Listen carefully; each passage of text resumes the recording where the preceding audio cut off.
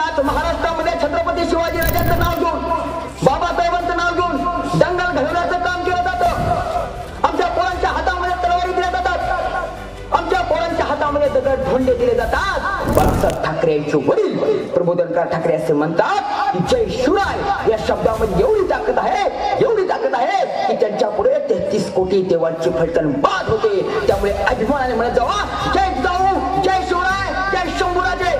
अरे ज्यावेळेस आम्ही जय शिवराय म्हणतो त्यावेळेस आमच्या काळजामध्ये शौर्याची, धैर्याची आग पेटते. लेकिन हमारे छत्रपती शिवाजी महाराज का नाम कभी भी नहीं मिटेगा, नाम कभी भी नहीं मिटेगा. आणि एवढ्या कमी आयुष्यामध्ये माझ्या राजाने असं काय केलं म्हणून आजही छत्रपती शिवाजी महाराज तुमच्या आमच्या काळजामध्ये जिवंत आहे. काय केलं माझ्या राजानं? काय माझ्या राजाचं वेगळेपण आहे. ओ शिवाजी राजा किसी की उंगली काट सकता है, ओ शिवाजी राजा किसी की गर्दन मार सकता है, लेकिन ओ शिवाजी राजा किसी की माँ और बहन पर कभी भी हाथ नहीं डाल सकता, कभी भी हाथ नहीं डाल सकता. ज्यांच्या माध्यमातून तुमच्या गावामध्ये आज व्याख्यान देण्यासाठी मी उपस्थित आहे ते आमचे सन्माननीय वैचारिक मित्र, आमचे मार्गदर्शक सन्माननीय संतोष वडणे सर आणि उपस्थित आपण सर्व ग्रामस्थ. तर कुंभारी गावातील हा शिव जन्मोत्सवाचा सोहळा पाहिला, तुमचं शिव जयंतीचं नियोजन पाहिलं. इतकं छान नियोजन आहे, एवढं छान नियोजन आहे की मला असं वाटतं की ज्यांनी हा सोहळा आयोजित केला आहे, ज्यांनी हे नियोजन केलं आहे, हे सगळे मावळे 350 वर्षापूर्वी छत्रपती शिवाजी महाराजांच्या स्वराज्यामध्ये होते. जर जन्म पुनर्जन्म असेल तर मी अभिमानाने सांगतो तुमचा पाठीमागचा जन्म हा छत्रपतींचे मावळे म्हणून झालेला आहे. छत्रपतींच्या मावळ्यांचे वारस आहात तुम्ही. अभिमान आहे तुमचा मला. काश्मीरच्या पुलवामा जिल्ह्यामध्ये शहीद झालेल्या माझ्या भारतीय जवानांना प्रथमतः अश्रुपूर्ण भावपूर्ण श्रद्धांजली वाहतो. हा हल्ला माझ्या देशावरती झाला, हा हल्ला माझ्या काळजावरती झाला, हा हल्ला तुमच्या काळजावरती झाला. आणि ज्यांनी हल्ला केला त्या हरामखोर पाकिस्तानला एवढं सांगू इच्छितो, हे पाकिस्तान हम तुम्हें तुम्हारी औकात दिखाएंगे, हे पाकिस्तान हम तुम्हें तुम्हारी औकात दिखाएंगे. अगर जरूरत पड़ी तो हमारी इंडियन आर्मी तुम्हारे पाकिस्तान के मिट्टी में हमारे हिंदुस्तान का तिरंगा लहराएंगे. आजही माझ्या देशातल्या प्रत्येक भारतीय जवानांच्या ओठामधून, प्रत्येक भारतीय लोकांच्या ओठामधून, प्रत्येक भारतीयांच्या ओठामधून हेच वाक्य बाहेर पडतंय, माझा देश भावनिक झालाय, माझ्या देशातील लोकांचं रक्त सळसळतंय आणि प्रत्येक जण एकच म्हणतो खून का बदला, खून से लो, खून का बदला, खून से लो. आणि माझी इंडियन आर्मी सज्ज आहे.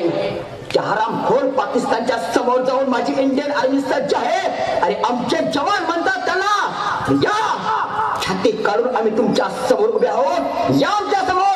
अरे तुम्ही खरं मर्द असाल तर समोर येऊन वार करा, पाठीमागून काय वार करता. पण ते हरामखोर बाकडे पाठीमागून आमच्यावर वार करतात, ते आमच्या समोर येऊ शकत नाहीत कारण तेवढी जिगर त्यांच्या अंगामध्ये नाही. हे पाकिस्तान तू हमारी बराबरी मत कर, हे पाकिस्तान तू हमारी बराबरी मत कर. तेरे मिट्टी में तो कसाब अहमद जैसे नादान नामर्द पैदा होते हैं. हमारे मिट्टी में तो अशरफ खान के विजय सावरकर जैसे शूरवीर पैदा होते हैं. हिंदुस्तान की मिट्टी है, हिंदुस्तान की मिट्टी है. माझ्या देशातल्या प्रत्येक भारतीय जवान आता खवळलाय, माझ्या देशातला प्रत्येक बांधव सळसळतोय, माझ्या देशातल्या प्रत्येक बांधवाच्या काळजामधून आता अश्रूंचे बांध वाहतात. शहीद जवानांचं प्रेम त्यांच्या गावाकडे आणलं होतं. शहीद नितीन राऊत यांचं प्रेम त्यांच्या गावाच्या समोर आणलं गेलं. कसं त्यांची लहानशी 10-12 वर्षाची मुलगी प्रेताच्या जवळ आली आणि ढसा ढसा रडू लागली. तिच्या डोळ्यातून पाणी येऊ लागले आणि आपल्या बाबांकडे बघते आणि बाबांकडे म्हणते, बाबा बाबा उठा ना, बाबा बाबा उठा ना, बाबा तुम्ही आम्हाला का सोडून गेलात, बाबा बाबा उठा ना, बाबा जागे व्हा ना, बाबा बाबा जागे व्हा ना. प्रत्येकाच्या हृदयात दोन दुःखाचा बांध कोसळतोय. प्रत्येक जण संतापलाय. आता प्रत्येक जण म्हणतोय त्या हरामखोरांना उत्तर द्या, त्या हरामखोरांना उत्तर द्या. आम्ही उत्तर देण्यासाठी सज्ज आहोत, पण ते आमच्या समोर येण्यासाठी सज्ज नाही. कारण त्यांना माहिती आहे हिंदुस्थान सोबत लढून जिंकता येत नाही. म्हणून तर 350 वर्षापूर्वी शिवाजी महाराजांच्या काळामध्ये शाहिस्तेखानाने संग्राम दुर्गाच्या खाली स्फोटक पेरले आणि अख्खा संग्राम दुर्ग उडवून दिला. आणि संग्राम दुर्ग उडवून दिल्यावर त्याच्यामध्ये माझे कैक मावळे शहीद झाले, कैक मावळे शहीद झाले. बातमी शिवरायांना कळली, धोकं शिवरायांना झालं. पण शिवरायांनी विचार केला याचा बदला घेतलाच पाहिजे. आणि मग शिवाजी महाराजांनी 5 एप्रिल 1663 त्या शाहिस्त्याची बोटे छाटली आणि शाहिस्त्याला दाखवून दिलं महाराष्ट्राच्या वतीला गेलो तर ही आहे ही ताकद आमची. शाहिस्त्यानं पुन्हा विचार केला या छत्रपतींच्या मावळ्यांना आता अजिबात खवळायचं नाही. छत्रपतींच्या मावळ्याला खवळलं तर हे छत्रपती आपले बोटे छाटतात, उद्या आपलं मस्तक कलम करतील. आणि नको नको या महाराष्ट्राला नको खवळायचा.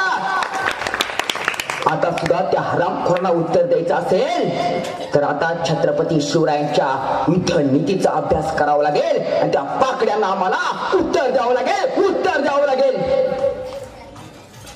किसी ने हमसे पूछा क्या प्रमोद भोंग कभी किसी से प्यार किया, तो हमने उनसे जवाब दिया अरे हाँ किया ना, लेकिन किसी लड़की से नहीं. अरे हमने प्यार किया इस महाराष्ट्र की मिट्टी से. अरे हमने प्यार किया छत्रपति शिवाजी महाराज के विचार से.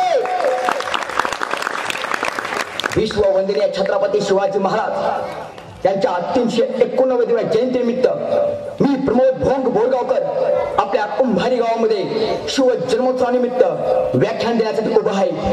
बांधवांनो, मी भाग्यवान आहे, तुम्ही सुद्धा भाग्यवान आहात. कारण काय माहिती आहे का? कारण आमचा जन्म ऑस्ट्रेलियामध्ये नाही झाला, अमेरिकेमध्ये नाही झाला, फ्रान्स मध्ये नाही झाला, इराक मध्ये नाही झाला, इराण मध्ये नाही झाला, जर्मनी मध्ये नाही झाला, जपान मध्ये नाही झाला, पुण्या लुंग्या सुंग्याच्या राज्यामध्ये आमचा जन्म झालाच नाही. अरे आमचा जन्म झाला राजा राजा राजा शिव छत्रपतींच्या महाराष्ट्रामध्ये. महाराष्ट्रामध्ये याच महाराष्ट्रामध्ये अनेक महापुरुष होऊन गेले ज्यांच्या विचारांचा, नेतृत्वाचा, कर्तृत्वाचा अभ्यास करून आम्ही आमच्या आयुष्यामध्ये यशाचं यशस्वी पाऊल टाकत आहोत. त्या महापुरुषांच्या चरणी प्रथमतः नतमस्तक होतो. ज्या माऊलीने एक नाही तर 2 छत्रपती घडवले आणि स्वतःच्या आयुष्याचा विचार बाजूला सारून उभ्या महाराष्ट्राचा संसार उभा केला, त्या राष्ट्रमाता राजमाता जिजाऊ. भारताच्या मातीतला प्रत्येक मावळा उभा राहिला तर स्वराज्य उभं राहील असे सांगणारे आणि छत्रपतींच्या हातामध्ये भगवी पताका देऊन स्वराज्य स्थापनेस प्रेरणा देणारे शहाजीराजे भोसले, ज्यांचा इतिहास असताना अंगावरती काटा उभा राहतो, डोळ्यातून अश्रूंच्या धारा वाहतात आणि पडणाऱ्या त्या प्रत्येक धारेमध्ये एक जिवंत आणि ज्वलंत छावा दिसतो. तो छावा म्हणजे छत्रपती संभाजीराजे. बापू, जेवणाचे ताट मोडा, भाकरी हातावर घेऊन खा, पण तुमच्या पोऱ्याला शाळेत पाठवा. कारण शिकलेलं पोर दिल्लीच्या तख्तावर जाऊन भाषण करतं आणि तुमचंच नाही शिकलेलं पोर बोरी बंदरच्या स्टेशनला जाऊन हमाली करतं. अशा शब्दात शिक्षणाचे महत्व सांगणारे राष्ट्रसंत गाडगे बाबा. विद्येविना मते गेले, मते विना नीती गेली, नीती विना गती गेली, गती विना वित्त गेले, वृत्त विना शूद्र खचले आणि एवढे सगळे अनर्थ एका अविद्येने केले. अशा शब्दात विद्येची महती सांगणारे आणि छत्रपती शिवाजी महाराज यांची जगातली पहिली शिवजयंती साजरी करणारे महात्मा ज्योतिराव फुले. पृथ्वी शेषाच्या मस्तकावरती नसून तमाम शेतकऱ्यांच्या, बहुजनांच्या, कष्टकऱ्यांच्या हातावरती उभे असे सांगणारे आणि रशियामध्ये जाऊन माझ्या शिवविचारांचा जागर करणारे साहित्यरत्न अण्णाभाऊ साठे.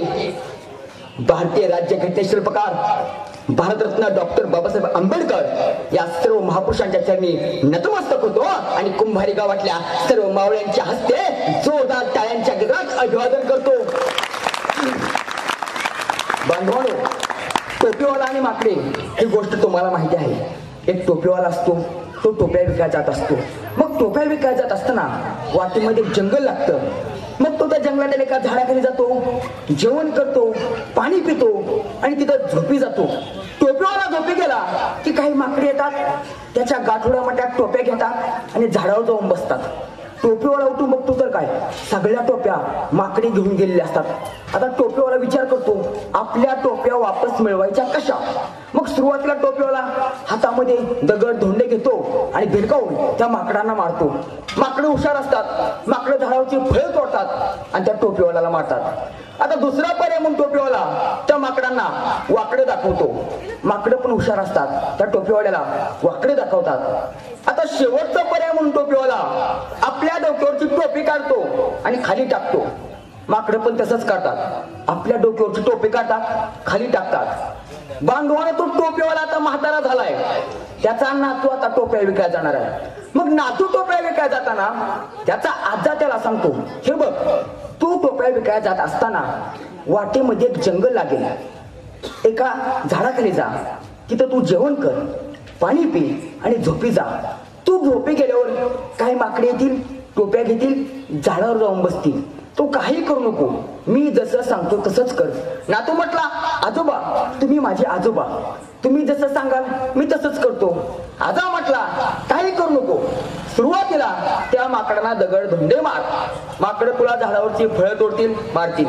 नंतर त्या माकडांना तू वाकडं दाखव, माकडं पण तुला वाकडच दाखवतील. आणि शेवटचा पर्याय म्हणून डोक्यावरची टोपी काढ आणि खाली टाक, माकडं पण डोक्यावरची टोपी काढतील, खाली टाकतील. नातू म्हटलं, आजोबा मी तसंच करतो. नातवानं टोप्याचं गाठोड घेतलं आणि टोप्या विकायला चालला. टोप्या विकायला जात असताना वाटेमध्ये एक जंगल लागलं. तो त्या जंगलातील एका झाडाखाली गेला, जेवण केलं, पाणी पिला आणि तिथं झोपी गेला. नातू झोपी गेला. काही माकडे आले, गाठोड्यामधल्या टोप्या घेतल्या, झाडावर जाऊन बसले. नातू उठून बघतो तर काय, सगळ्या टोप्या माकडे घेऊन गेलेले असतात. मग आता आजानं काय सांगितलंय तेच करायचं. मग नातू सुरुवातीला हातामध्ये दगड धोंडे घेतो आणि त्या माकडांना भिरकावून मारतो. माकडं हुशार, झाडावरचे फळे तोडतात, नातवाला मारतात. आता दुसरा पर्याय काय सांगितला की त्या माकडांना वाकडं दाखवायचं. माकडांना वाकडं दाखवलं, माकडं हुशार, त्याला वाकडं दाखवू लागले. आता शेवटचा पर्याय माझ्या आजोबाने काय सांगितलाय, डोक्यावरची टोपी काढायची, खाली टाकायची. नातवानं डोक्यावरची टोपी काढली, खाली टाकली. त्याला वाटलं आता माकडं तसंच करतील, पण माकडाने तसं नाही केलं. त्या माकडाचं एक पिल्लू झाडावरनं खाली उतरलं, नातवाच्या जवळ आलं, खंदीशी काना खाली लावली. नातवाला काय कळेना. तो म्हटला, अरे बाबा माझी काय चूक आहे, मला जसं माझ्या आजानं सांगितलं मी तसंच केलं. त्यावेळेस त्याला माकडाचं पिल्लू म्हणलं, तू म्हणतो ते बरोबर आहे. अरे बाबा पण आजा काय तुला एकट्यालाच आहे का, आजा आम्हाला पण आहे की. आमच्या आजानं सांगितले सगळं करायचं, डोक्यावरची टोपी नाही खाली टाकायची, कानाखाली जाळ काढायचा. बांधवानो, मागच्या पिढीतली माकडं सुधारली, आपण कधी सुधारायचं? आपण सुधारलं पाहिजे, आपण बदललं पाहिजे. मग बदल कुठून करायचा, सुरुवात कुठून करायची? हा बघा, हा माझ्या हातामध्ये 15,000चा मोबाईल आहे. त्या मोबाईल मध्ये व्हॉट्सअप आलं, फेसबुक आलं, इंस्टाग्राम आला, लुडो आलं, आता पबजी आली, बरोबर आहे की नाही? ह्या मोबाईल मध्ये आमच्या वॉलपेपरला मी फोटो कोणाचा ठेवतो, करीना कपूर, करिश्मा कपूर, काजल, कॅटरीना, आर्ची. आता आर्ची काय आपल्या मामाची मुलगी आहे का? नाही ना. मग आर्चीचा फोटो वॉलपेपरला कशामुळं? अरे ह्या मोबाईल मध्ये वॉलपेपरला फोटो ठेवायचा असेल तर कुण्या कॅटरीना कैफचा ठेवू नका, करीनाचा ठेवू नका, करिश्माचा ठेवू नका, काजलचा ठेवू नका. मोबाईल मध्ये वॉलपेपर ठेवा माझ्या राजा शिव छत्रपतींचा, माझ्या राजा शिव छत्रपतींचा. हो बघा ना, आमच्या हातामधला हा मोबाईल, ह्या आम्ही SMS काय पाठवतो, hi, bye, good morning, good afternoon. माझ्या मित्राला काल SMS आला, हाय पिल्लू कुठे आहे तू? आता पिल्लू तर चांगलं 50 किलोचं आहे. मला काय कळे ना, म्हटलं दिसायला एवढा मोठा नेमका पिल्लू आहे कशात? मी म्हटलं अरे तू पिल्लू आहे का? नाही म्हटलं मी पिल्लू. अरे मग SMS तुला काय आलाय, हाय पिल्लू कुठे आहे आता? हे आमचे SMS ह्या मोबाईल मध्ये व्हॉट्सअपला हाय करू नका.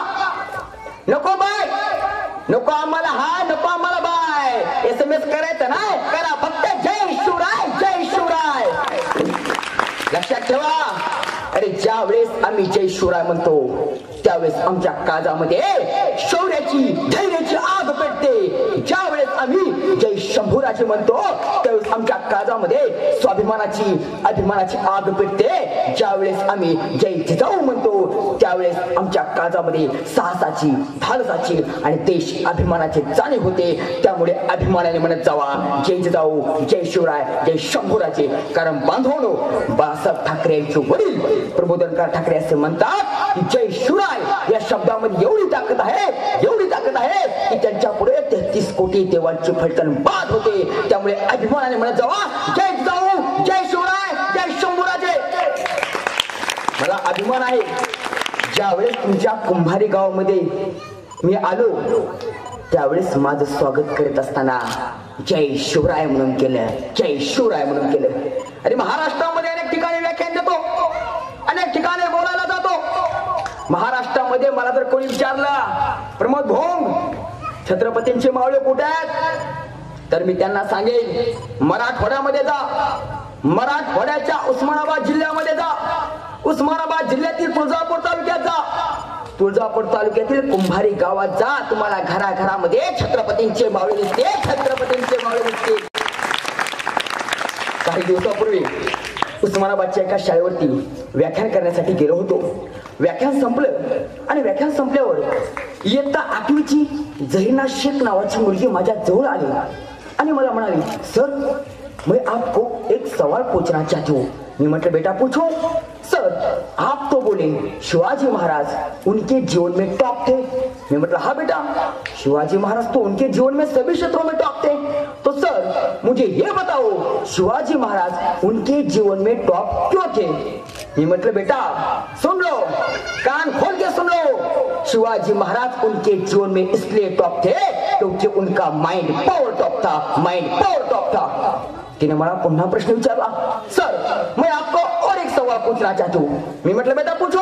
सर यहाँ का सूरज यहाँ का चांद जब तक रहेगा ना तब तक शिवाजी महाराज का नाम रहेगा ना. मैं मतलब बेटा सुन लो, यहाँ का सूरज मिटेगा, यहाँ का चांद मिटेगा, यहाँ की धरती मिटेगी, लेकिन हमारे छत्रपति शिवाजी महाराज का नाम कभी भी नहीं मिटेगा, नाम कभी भी नहीं मिटेगा. अरे मग काय जादू आहे माझ्या राजाच्या नावामध्ये. किती आयुष्य आहे माझ्या राजाचं. 19 फेब्रुवारी 1630 छत्रपती शिवरायांचा जन्म आणि 3 एप्रिल 1680 छत्रपती शिवाजी महाराजांचं निधन. या 2 तारखेचा विचार केला तर शिवाजी महाराज त्यांच्या आयुष्यामध्ये एकूण 18,307 दिवस जगले. आणि वर्षांचा विचार केला तर 50 वर्ष 1 महिना 16 दिवस एवढं शिवाजी महाराजांचं आयुष्य आहे. आणि एवढ्या कमी आयुष्यामध्ये माझ्या राजाने असं काय केलं म्हणून आजही छत्रपती शिवाजी महाराज तुमच्या आमच्या काळजामध्ये जिवंत आहेत. काय केलं माझ्या राजानं, काय माझ्या राजाचं वेगळेपण आहे. पुण्यापासून 9 कोसावर खेड शिवापूरचं गाव आहे. या खेड शिवापूरवरून घोड्यांच्या टापांचा आवाज करत धुळीचे लोक उडवत शिवाजी महाराज बाजी पासलकर आणि त्यांचे इतर सहकारी जात आहेत. घोड्यांच्या टापांचा आवाज ऐकून धुळीचे उडालेले लोट पाहून त्याच्या अंगावर फाटकं धोतर होतं. ज्याचं वय 50 वर्ष असेल, ज्याच्या खांद्यावर फाटका पंचा टाकलेला होता असा गरीब शेतकरी राजांच्या घोड्याच्या समोर आला आणि राजांना सांगू लागला राजे राजे राजे न्याय करा, राजे न्याय करा. राजांनी घोडा थांबवला आणि त्या गरीब शेतकऱ्याला विचारलं बाबा झालं काय, बाबा झालं काय, तुमचा न्याय योग्यच केला जाईल. राजे राजे त्या या गरीबाच्या पोरीवर, राजे या गरीबाच्या पोरीवर राजाच्या पाटलानं बाबाजी गुजर त्याचं नाव अन्याय केला, अत्याचार केला, लुटलं भोगलं. पोरीनं अब्रू सहन झाले नाही म्हणून गावच्या विहिरीमध्ये जाडून स्वतःचा जीव दिला. राजे राजे जीव दिला, राजे न्याय करा. राजाने आदेश दिले एसाची या हरामखोराला कैद करा आणि पुण्यात घेऊन या. राजाच्या पाटलाला कैद केलं, पुण्यात आणलं, शोभांच्या समोर उभा केलं आणि शोभाने विचारलं बोल बाबाजी तुला गुन्हा कबूल आहे का. तर बाबाजी म्हटला राजे राजे गुन्हा कबूल आहे राजे, एक वेळ माफी असावी, फक्त एक वेळ माफी असावी. शोभाने सांगितलं बाबाजी स्वराज्यातील स्त्रीच्या अंगाला आणि पदराला हात लावला तर त्याला अजिबात कैद केली जात नाही, त्याला माफी दिली जात नाही. एसाजीने आदेश दिला एसाजी या हरामखोराचे हात पाय कलम करा. पण त्याच्या पुढे जाऊन काय केलं, त्याच्या पुढे जाऊन शिवाजी महाराजांनी एसाजीला आदेश दिला त्याचे हातपाय कलम केल्यावर तुपात फिरवा जेणेकरून हा मरू नये. निसाजी म्हटला, राजे एवढा मोठा गुन्हा केला, मग ह्याला मरू का नाही द्यायचं? त्यावेळेस शुभाने सांगितलं, ह्याला जिवंत तेवढ्यासाठी ठेवायचा तर स्वराज्यामध्ये याच्याकडे बघून पुन्हा स्त्रीवर कोणी अत्याचार करणार नाही. बांधवानो, राजाच्या पाटलाला शिक्षा केल्याचं शिवाजी राजांचं पत्र आहे 28 जानेवारी 1646.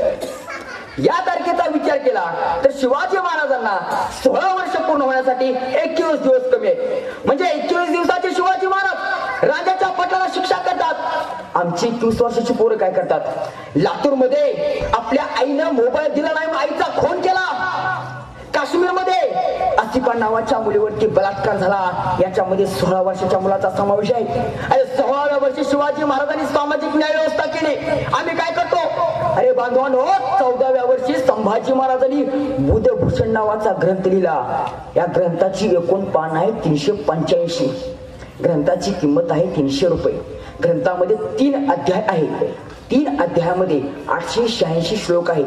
या बुधभूषण ग्रंथा संभाजी महाराजांनी 14व्या वर्षी लिहायला घेतला, 17व्या वर्षी पूर्ण केला. आणि या बुधभूषण ग्रंथामध्ये संभाजी महाराज असे सांगतात की तरुण पोरांनी व्यसन करू नये, तरुण पोरांनी परस्त्रीपासून लांब राहावे, तरुण पोरांनी लांबचा प्रवास टाळावा. आम्ही काय केलं? तिचे विचार आम्हाला समजले का? बांधवांनो, छत्रपतींचे विचार आम्हाला समजून घ्यावे लागतील. शिवाजी महाराजांनी स्वराज्यातील प्रत्येक बांधवाला, प्रत्येक मावळ्याला स्वतःचा उद्योग व्यवसाय उभा करून दिलाय. एक मावळा होता, भीमा लोहार त्याचं नाव. राजांकडे आला, राजांना सांगू लागला, राजा हे बघा, एक डुक्कर मारलो राजा मी, हे बघा राजा मी पराक्रम केला. शोभांच्या समोर आला. शोभाने त्याला विचारलं, भीमा तुला काय येतं? तू आहे कुणाचा? तो म्हटला, राजा मी लोहाराचा आहे, माझं नाव भीमा आहे. तुला येतं काय? तो म्हटला, लोहाराचं कोणतं पण काम येतं, मला कोणतंही काम सांगा, मी करतो.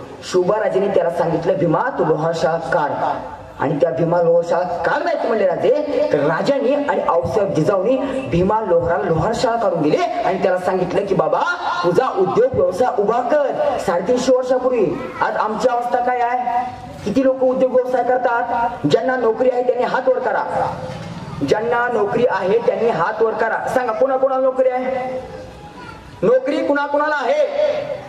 अहो बोललं पाहिजे. बोलणारे शाहरुख खान होतात, सलमान खान होतात, आमिर खान होतात, अक्षय कुमार होतात. आपण बोललं पाहिजे. नोकरी कुणाला आहे समोर बसलेल्यांपैकी? कोणालाच नाही. ठीक आहे, आपण बोललं पाहिजे बरं का. मी काल अनिल कपूरचा डायलॉग ऐकला. तो अनिल कपूर असं म्हणतो, मुझे मालूम नहीं तेरी माँ ने मुझे क्या सिखा है, लेकिन मेरी माँ ने मुझे ये सिखा है कि हालात को अपना गुलाम बना दे. अगर गुलाम बनोगे तो कुत्ता समझकर लात मारेगी दुनिया, अगर गुलाम बनोगे तो शेर समझकर सलाम ठोकेगी दुनिया, सलाम ठोकेगी दुनिया. आम्ही बोललं पाहिजे. लोकांनी सलाम ठोकला पाहिजे आम्हाला, असं आम्ही बोललं पाहिजे. बांधवांनो, शिवाजी महाराजांनी त्या काळामध्ये छत्रपतींच्या मावळ्याला उद्योग व्यवसाय उभा करून दिला. आज सुद्धा माझ्या कोण उद्योग व्यवसाय स्वतःचा उभा केला पाहिजे. नाहीतर हल्ली आमची लग्न व्हायची अवघड आहे. ती तुमचं सोडा, माझं सुद्धा अवघड आहे. माझ्या मामाला 2 मुली होत्या.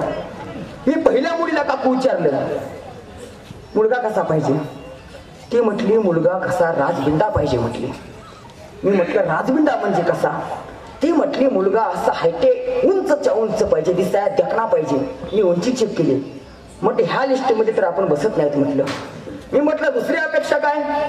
ते म्हटली मुलाला कसं नाक टोकदार पाहिजे. मी नाक चेक करून बघितलं, आपण ह्या पण लिस्ट मध्ये बसत नाहीत म्हटलं. म्हटलं तिसरी अपेक्षा काय? तिसरी अपेक्षा म्हटली मुलगा नोकरदार पाहिजे. म्हणजे आता लग्न करायचं असेल तर आम्हाला नोकरी पाहिजे. पण मला एवढंच सांगायचं, नोकरीच्या मागे जायची आवश्यकता नाही. स्वतःचा धंदा उभा करा, स्वतःचा बिझनेस उभा करा. आणि जे नोकरी करतात त्यांचे मालक हो ना. काय अडचण नाही आम्हाला. छत्रपतींचे मावळ्यात आम्ही आमचा बिझनेस उभा केलाय. शिवबाराजांनी त्या काळामध्ये मावळ्यांना बिझनेस उभा करायला सांगितला. हे आम्ही शिकून घेतलं पाहिजे. शिवरायांची सामाजिक न्याय व्यवस्था आम्ही शिकून घेतली पाहिजे. आणि शिवाजी राजाने 16व्या वर्षी राजाच्या पाटाचा हातपाय कलम केला. माझ्या महाराष्ट्रामध्ये आजची न्याय व्यवस्था कशी आहे? एका 70 वर्षाच्या आजीने एका लेखकाने कोर्टाच्या समोर पाहिलं आणि विचारलं, आजीबाई वयाच्या 70व्या वर्षी कोर्टाच्या समोर काय करते? त्यावेळेस त्या आजीने सांगितलं, बाळा 17व्या वर्षी बलात्कार झाला होता, 70व्या वर्षी निकाल आहे. ही आमच्या महाराष्ट्रातील न्याय व्यवस्था आहे. मग शिवछत्रपतींचे विचार माझ्या देशातील महाराष्ट्रातील न्याय व्यवस्थेला कळाले का? तर न्याय व्यवस्थाच योग्य नसेल तर छत्रपतींच्या विचाराचा जागर कसा करावा? छत्रपतींचे विचार आम्ही अंमलात आणले पाहिजे. बांधवांनो, छत्रपतींचे विचार आम्ही अंमलात आणले पाहिजे. शिवरायांच्या स्त्रियाबद्दलचा दृष्टिकोन आम्ही शिकून घेतला पाहिजे. हिरकणीचा प्रसंग तुम्हाला मला माहिती आहे. रायगडाच्या पायथ्याशी रायगडवाडी नावाचं गाव आहे आणि या गावामध्ये हिरा नावाची एक गवळण राहत होती. ही हिरा दूध, दही, तूप, लोणी घेऊन रायगडावरून काय जायची.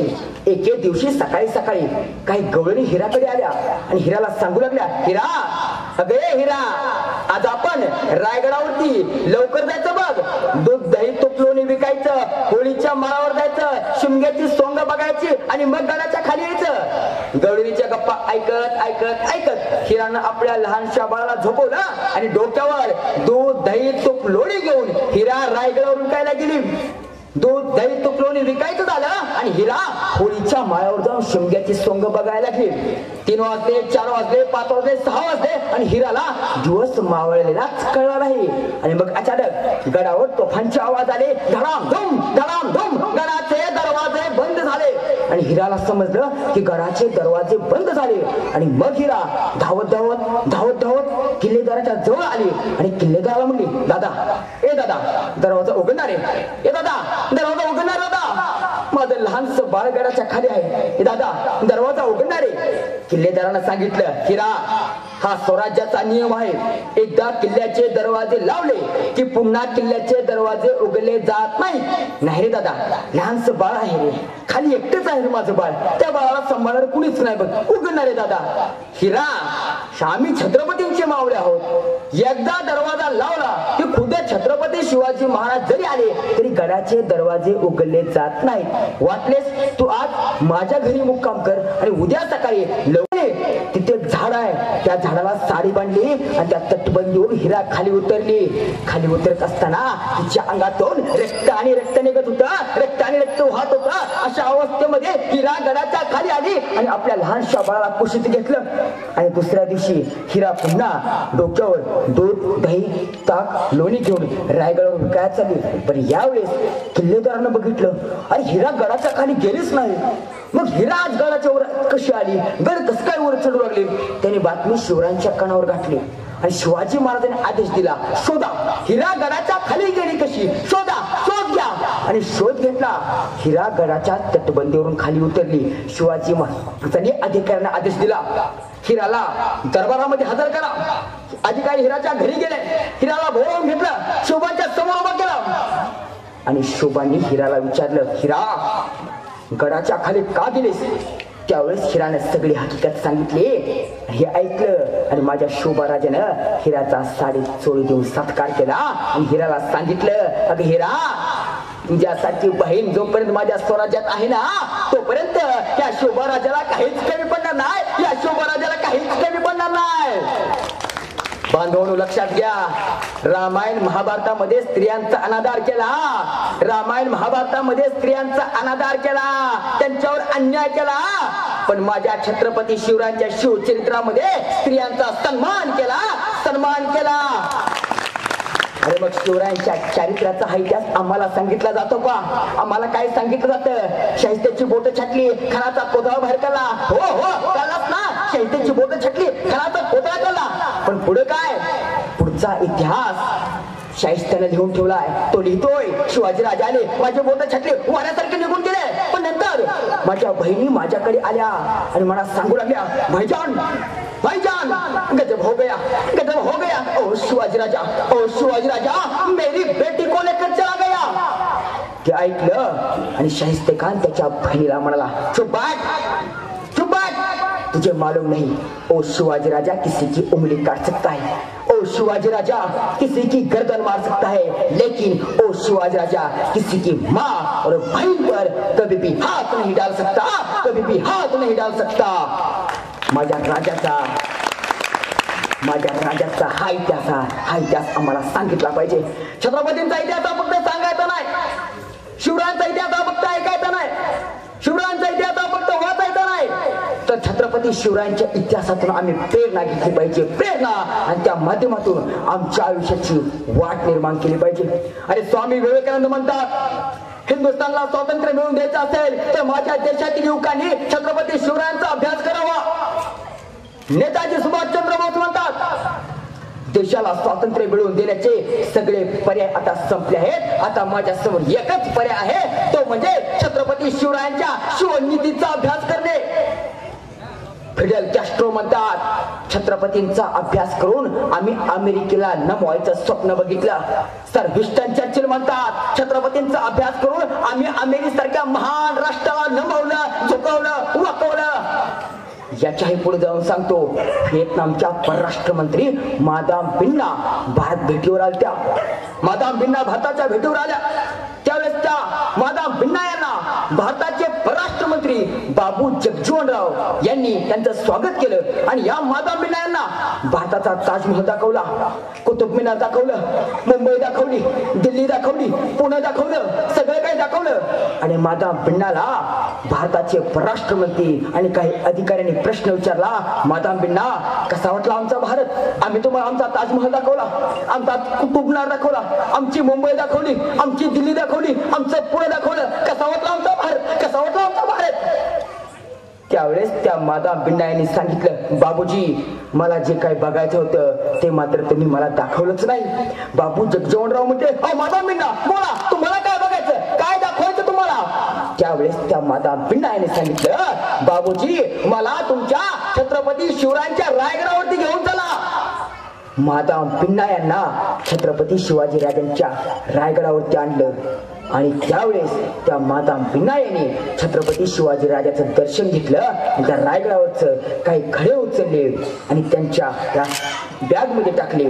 ते दृश्य बघितलं भारतीय पत्रकारांनी. आणि भारतीय पत्रकारांनी मादाम बिन्ना यांना प्रश्न विचारला, मादाम बिन्ना रायगडावरचे खडे उचलून तुम्ही तुमच्या पिशवीत का टाकले? त्यावेळेस त्या मादाम बिन्ना यांनी सांगितलं, अरे तुम्ही खरंच भाग्यवान आहात, कारण तुमच्या मातीमध्ये छत्रपती शिवाजी राजासारखा राजा जन्माला आला आहे. अरे तुमच्या राजाचा अभ्यास करून आम्ही अमेरिकेसारख्या राष्ट्राला नमवलं. अरे असा राजा आमच्या मातीमध्ये, आमच्या व्हिएतनाम सारख्या देशामध्ये जन्माला यावं म्हणून तुमच्या महाराष्ट्राची, तुमच्या रायगडावरची माती मी माझ्या देशात घेऊन चालले, माझ्या देशात.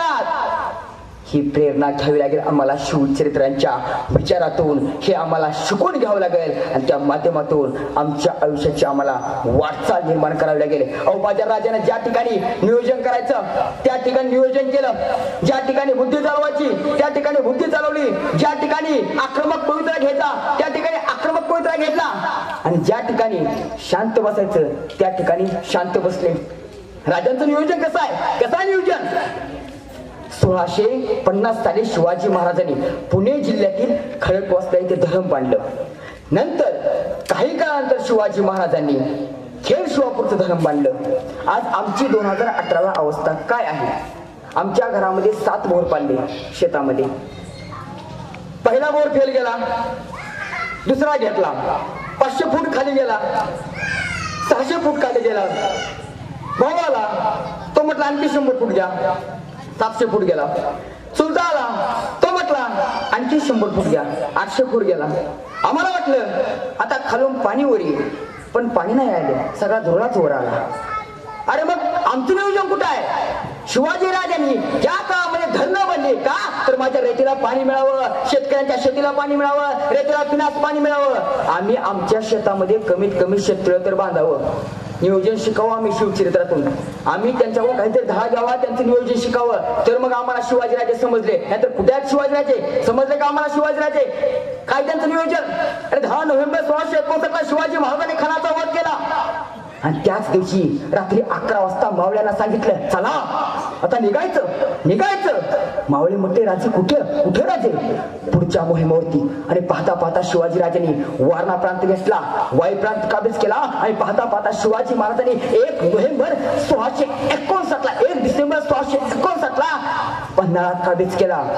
आणि शिवाजी राजे ज्यावेळेस पन्हाळा किल्ल्यावरती आले त्यावेळेस आजूबाजूच्या तरुण पोरांना समजलं, आले आले माझे शोभाराजे आले, आले आले माझे राज आले, माझे राज आले. मग अनेक तरुणी पोरं शिवाजी राजांना पन्हाळ्यावर भेटण्यासाठी आली आणि या पोरामध्ये होता निवापूरचा शिवा काशीद नावाचा पोर. 1 डिसेंबर 1659 तो शिवाजी राजांकडे आला आणि राजांचाच झाला. पण याच वेळी फेब्रुवारी महिन्यामध्ये सिद्धी झोहरचा वेळा पडला आणि राजे पन्हाळ्याच्या मोहिमेमध्ये अडकले.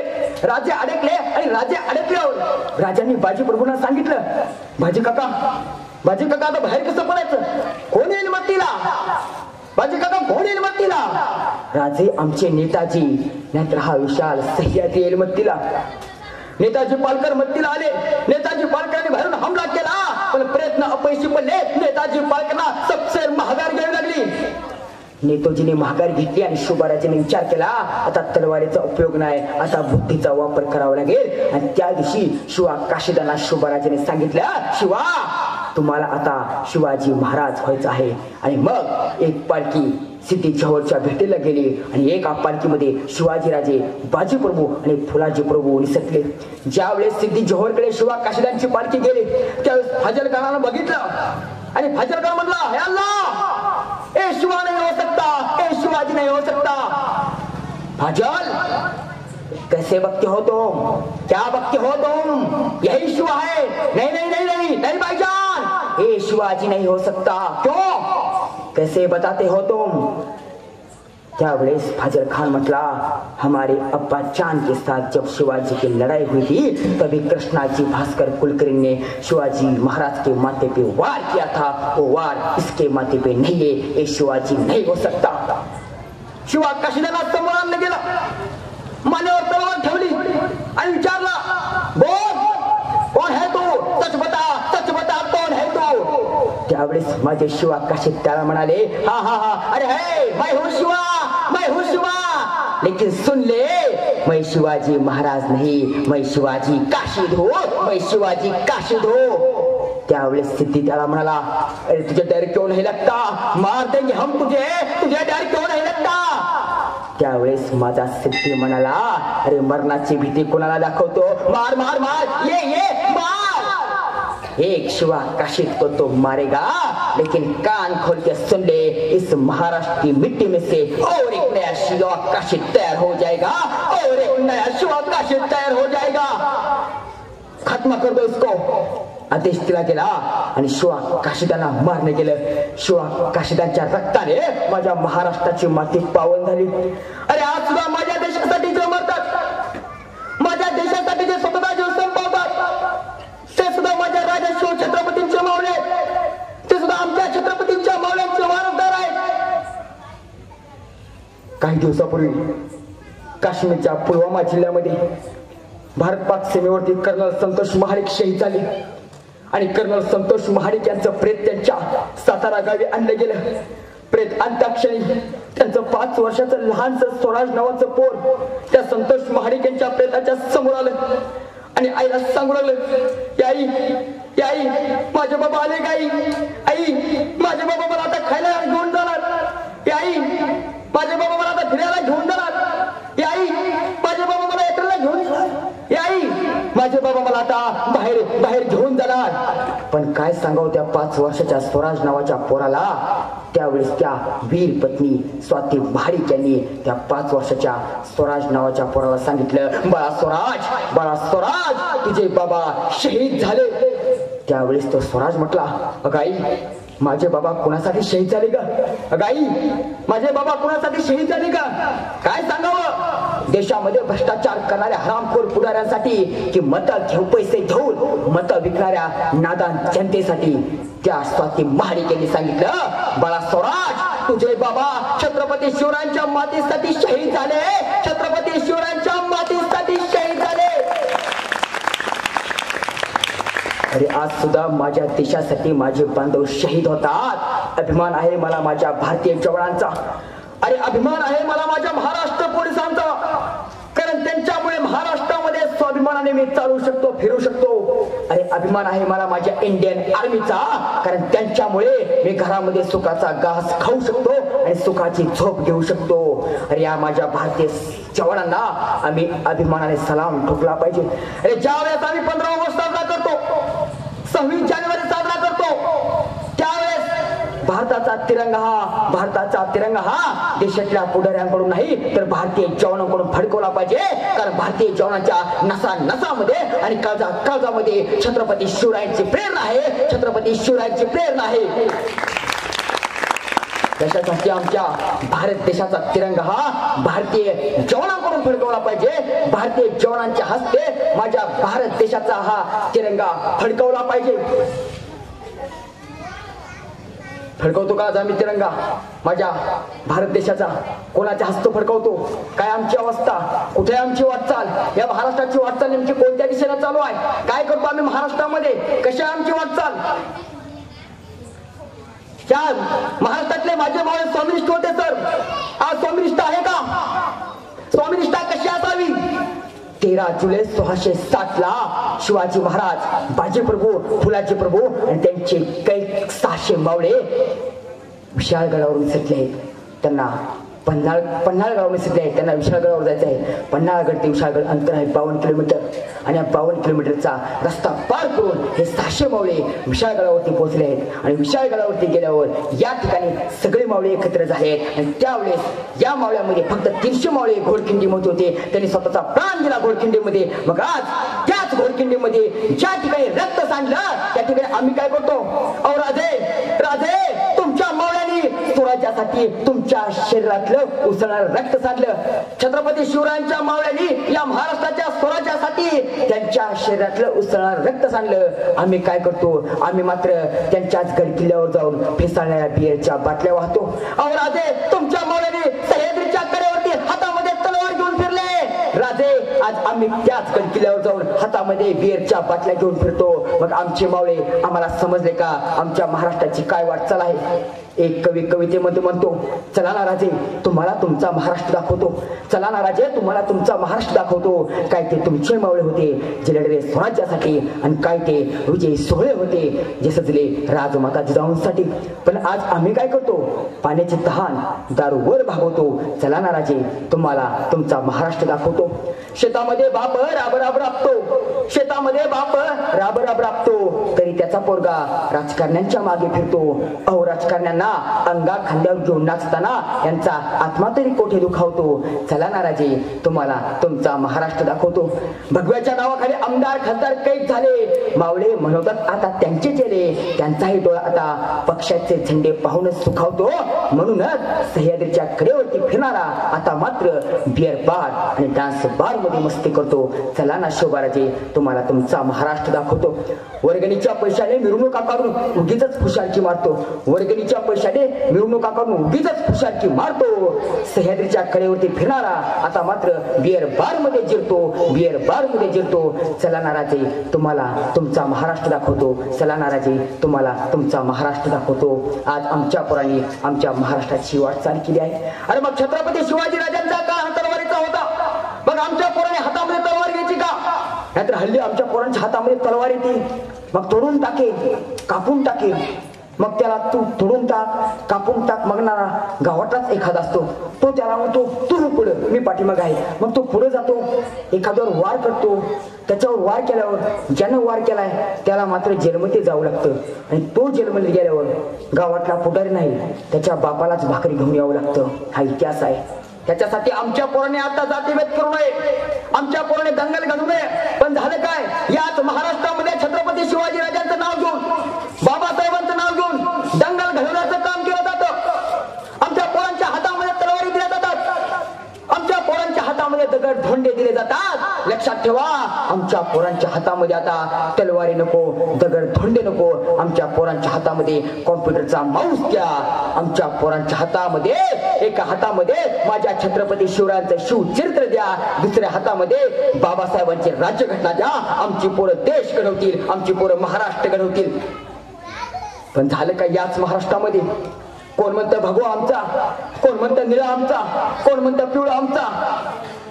कोण भगव्यासाठी लढतं, कोण निळ्यासाठी लढतं, कोण पिवळ्यासाठी लढतं.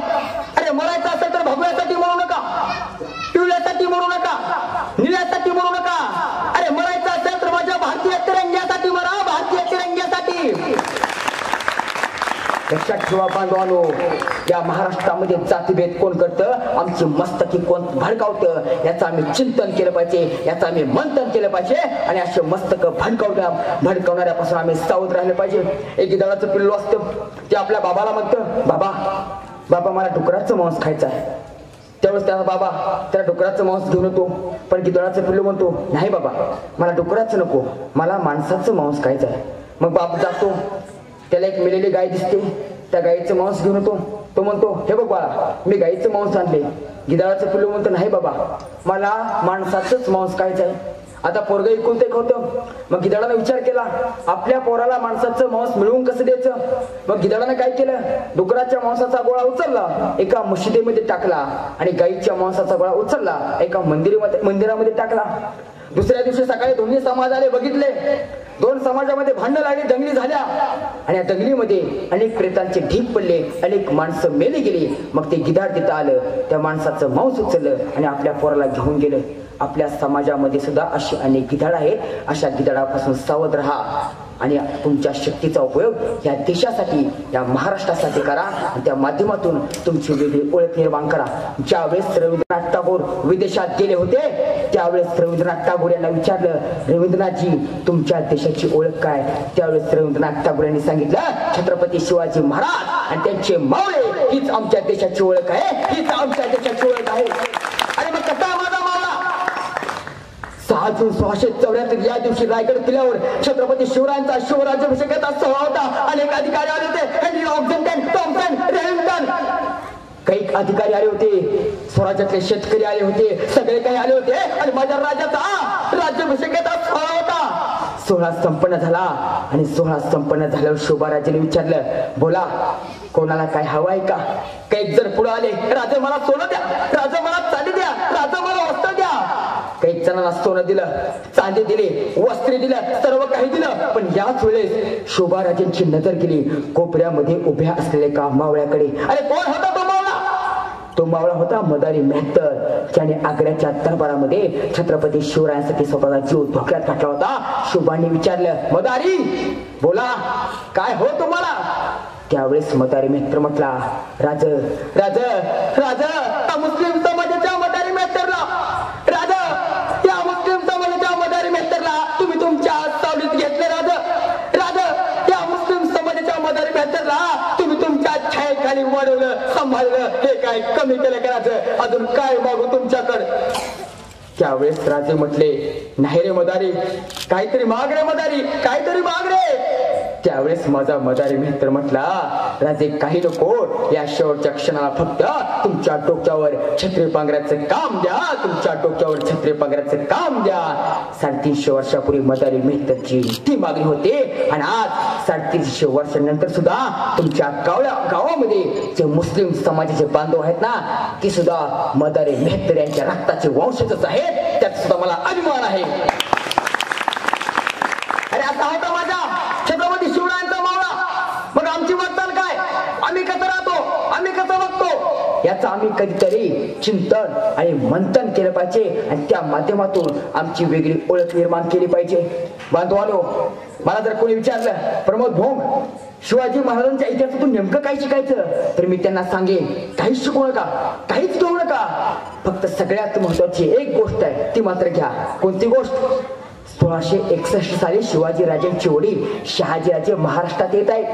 कर्नाटकाहून शहाजीराजे महाराष्ट्रामध्ये येत आहे आणि शहाजीराजांचं पाऊल महाराष्ट्राच्या मातीमध्ये पडत आहे. यावेळेस शोभाराजे शहाजीराजांच्या समोर गेले आणि आपल्या शहाजीराजांना आबासाहेबांना म्हणाले, आबासाहेब तुमचं पाऊल महाराष्ट्राच्या मातीमध्ये पडण्या अगोदर आमच्या हातावरती पडू द्या आबासाहेब.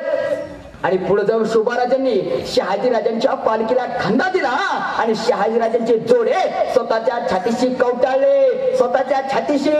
आणि छत्रपती शिवरायांनी आपल्या वडिलांसाठी स्वतःच्या आयुष्याचा त्याग केला, स्वतःच्या आयुष्याचं रणांगण केलं. आम्ही आमच्या वडिलांसाठी काय करतो. शिवरायांनी आपल्या वडिलांचे जोडे छातीसे कवटाळले, आम्ही मात्र आमच्या आई बापांना जोडे मारतो. मग आम्ही शिकलो का शिवाजीराजे? अरे म्हातारपणे आम्ही आमच्या आई वडिलांची अवस्था काय करतो? थोरला धाकट्या कर आणि धाकटा थोरल्या कर, ही आमची अवस्था. त्याच्यासाठी आमच्या मुलावरती चांगले संस्कार करा बांधवांनो, चांगले संस्कार, तर म्हातारपणे तुमचा काळ चांगला जाणार आहे. सर काही दिवसापूर्वी एका वृद्धाश्रमामध्ये गेलो होतो. वृद्धाश्रमाच्या पायऱ्या चढत होतो. एका पायरीवरती पाय टाकला आणि मनामध्ये विचार आला, अरे या माणसाने काय चूक केली असेल म्हणून आयुष्याच्या शेवटी यांना आश्रमाचा रस्ता धरण्याची पाळी आली. वृद्धाश्रमाच्या पायऱ्या चढत चढत मी त्या वृद्धाश्रमाच्या जवळ गेलो.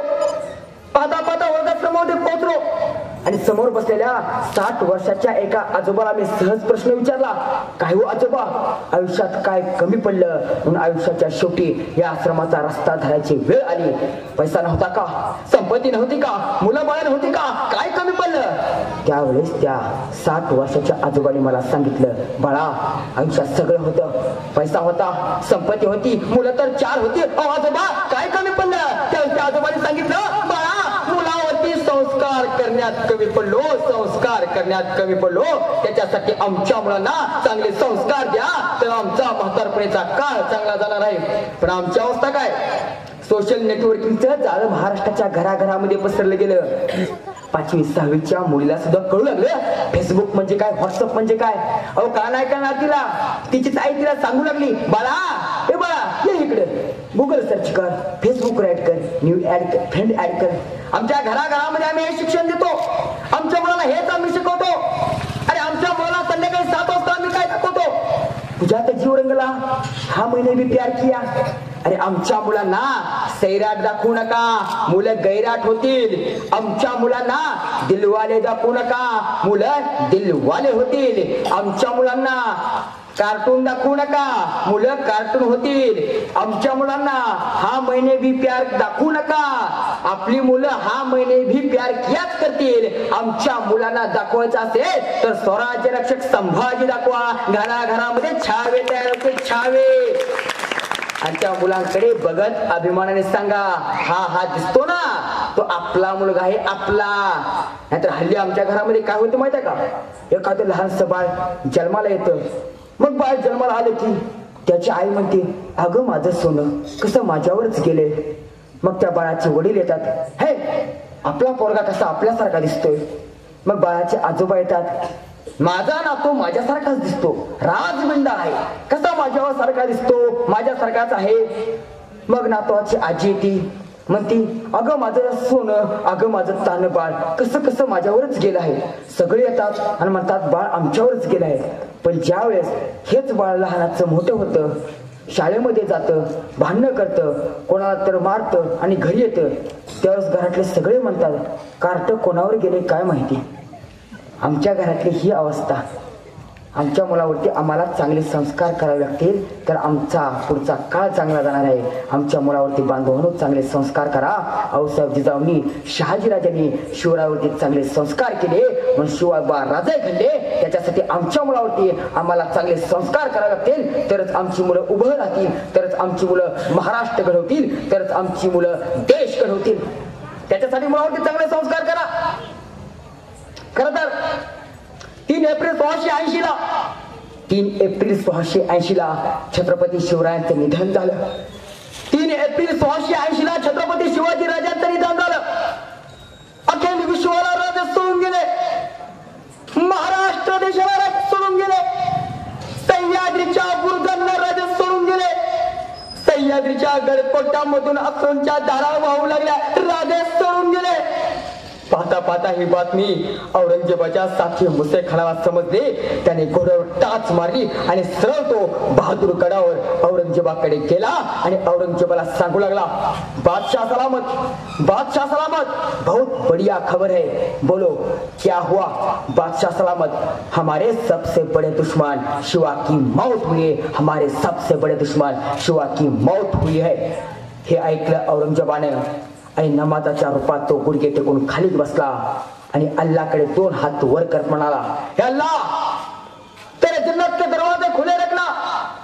मां बहनों की इज्जत करने वाला एक महान योद्धा छत्रपति शिवाजी राजे भोसले तेरे दरबार में आ रहा है. छत्रपति शिवाजी राजे भोसले तेरे दरबार में आ रहा है.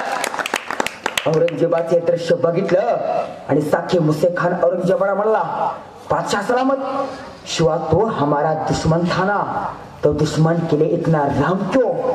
त्यावेळेस औरंगजेब त्या साखी मुसे खानाला म्हणाला, साखी सुन लो साखी, कान खोल के सुन लो साखी, तुझे मालूम नहीं साखी, शिवाजी जैसा राजा अब इस धरती पे दोबारा कभी भी नहीं पैदा होगा, दोबारा कभी भी नहीं पैदा होगा। अरे साखी, हम तो उस खुदा का शुक्रिया अदा करना चाहते हैं क्योंकि हमें दुश्मन भी मिला, वो भी शिवाजी राजा जैसा मिला, वो भी शिवाजी राजा जैसा मिला। माझ्या राजाच्या निधनानंतर माझ्या राजाचं कौतुक औरंगजेबासारख्या दुश्मनाने केले, हे माझ्या राजाचं शिव इतिहासाचं सर्वात मोठं उदाहरण आहे। मग आमचे महापुरुष आम्हाला गोड लागले का? महापुरुषांचे विचार आम्हाला समजतात का? महापुरुषांचे विचार आम्ही समजून घेतो का? महापुरुषांचे विचार आम्हाला गोड लागतात का? जाता जाता फक्त एकच उदाहरण सांगतो आणि या ठिकाणी थांबतो। आमचा डीएडचा एक मित्र होता, त्याचं लग्न होतं। मग लग्न होण्याच्या अगोदर त्यानं मला फोन केला आणि मला म्हटला, प्रमोद माझं लग्न आहे बघ, माझ्या लग्नाला सर्वांनी नक्की यायचं बघ। मी म्हटलं ठीक आहे, तुझ्या लग्नाला आम्ही नक्की येतो, पण काही कारणास्तव मित्राच्या लग्नाला आम्ही गेलोच नाही।